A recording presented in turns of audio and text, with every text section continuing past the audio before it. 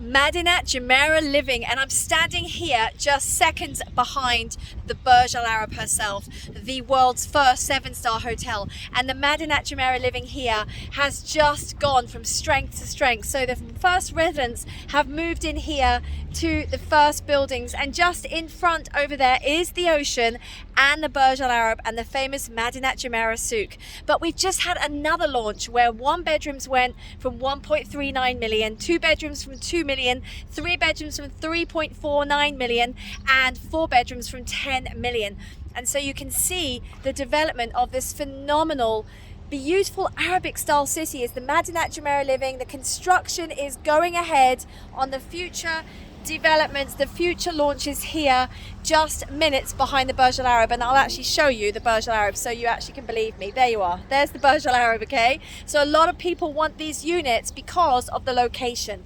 So no, there is not a beach, but the proximity to the beach means that you can use the facilities in the 3 hotels of the Madinat Jumeirah, and of course the restaurants, the huge array of restaurants, spas and shops at the Madinat Souq. So if you want some more details on availing of a unit here at the new Madinat Jumeirah Living, get in touch, press like if you like this video and you found it informative, and if you want some more information, if you're an owner and you want to sell your unit, or you maybe want to upgrade your unit, give me a call. Let's get in touch. But as you can see, the construction is really coming on in leaps and bounds, and you can just see where my finger is.